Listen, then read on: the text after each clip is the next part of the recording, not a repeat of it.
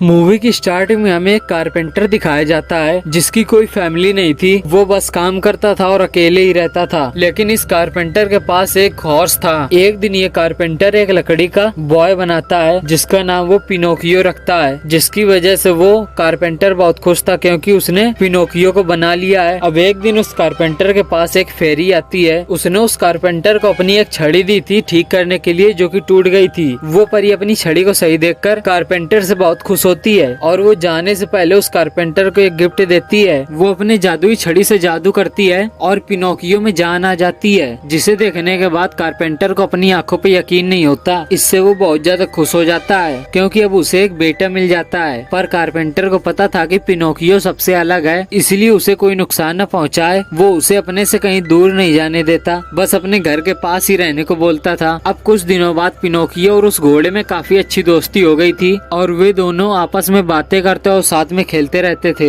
एक दिन इस कारपेंटर के पास एक डिटेक्टिव आता है जो उस कारपेंटर से कहता है कि मुझे लगता है कि तुम्हारे पास कोई बहुत खास चीज है जिसे कि तुम सबसे छिपा कर रखते हो। और तभी ये सब देखकर पिनोकियो और वो घोड़ा कहीं जाकर छिप जाते हैं और वो दोनों छिपकर डिटेक्टिव की बात सुन रहे होते हैं। तभी अचानक से डिटेक्टिव को फायरिंग की आवाज सुनाई देती है जिसकी वजह से वो वहाँ से चला जाता है। वो कारपेंटर पिनोकियो के पास जाता है जो उस घोड़े के साथ स्टोर रूम में छिपा हुआ था। पिनोकियो कारपेंटर से कहता है कि मैं भी बाहर की दुनिया देखना चाहता हूँ, मैं ऐसे यहाँ पर रह रह के बहुत बोर हो गया हूँ। पर कारपेंटर उससे कहता है कि जब सही टाइम आएगा तो मैं तुम्हें खुद बाहर भेज दूंगा और अभी ये वक्त तुम्हारे लिए सही नहीं। पर पिनोकियो उस कारपेंटर की बात नहीं सुनता, अपना घोड़ा लेकर वो वहाँ से चला जाता है। इसके बाद हम एक सर्कस को देखते हैं जिसका ओनर अपने दो असिस्टेंट से बात कर रहा था। उसके असिस्टेंट एक कैट और फॉक्स थे। कैट्स की एक बहुत बुरी आदत थी कि वो हर थोड़ी देर में बंदूक चलाने लगता था और यही वो शोर था जिसे सुनकर डिटेक्टिव वहाँ से चला गया था। और आज वो लोग ये डिस्कस कर रहे होते हैं कि ऐसा हम क्या करें कि हमारे सर्कस में ज्यादा लोग आए और ज्यादा पैसा जमा हो। इतनी देर में सर्कस में एक घोड़ा बेकाबू हो जाता है और वो अपने कैरेज के साथ वहाँ से भागने लगता है। और इस कैरेज के अंदर सर्कस ऑनर की बेटी कैला भी थी जो डर की वजह से शोर मचाने लगती है। तभी यहाँ पास में ही पिनोकियो अपने घोड़े में घूम रहा था। तभी उसे बेला की चीखें सुनाई देने लगती हैं जिसकी वजह से पिनोकियो उस कैरियज के पीछे भागने लगता है और किसी भी तरीके से वो उस घोड़े को काबू में कर लेता है और वो कैरेज को भी रोक देता है। इतनी ही देर में सर्कस का ऑनर अपने दोनों असिस्टेंट के साथ यहाँ पर पहुँच जाता है और ये देखकर खुश होता है कि बेला सेफ है। तभी वो पिनोकियो को देखकर बहुत ज्यादा हैरान हो जाता है कि ये तो एक जीता जागता लकड़ी का पपेट है, ये इंसान नहीं है। जिसके बाद इसके दिमाग में एक खुराफाती आइडिया आता है कि अगर पिनोकियो को सर्कस ज्वाइन करवा लिया जाए तो उसे देखने के लिए वहाँ पर बहुत सारे लोग आएंगे और वो पिनोकियो को सर्कस में काम करने का ऑफर देता है। और ये ऑफर पिनोकियो को बहुत अच्छी लगती है। वो सर्कस में काम करने के लिए तैयार हो जाता है। जिसके बाद वो कहता है कि मैं अपने डैड से पहले परमिशन लूंगा तभी मैं डिसाइड करूंगा। पिनोकियो कारपेंटर के पास जाकर अपनी पूरी स्टोरी सुनाता है। वो बताता है कि मैं चाहता हूँ कि मैं सर्कस में काम करूँ। अब कारपेंटर का दिल तो नहीं था कि वो पिनोकियो को यहाँ से जाने दे। वो कारपेंटर को बहुत मजबूर करता और कहता है कि मैं जल्दी वापस आ जाऊंगा, मैं ज्यादा देर वहाँ पर नहीं रुकूंगा।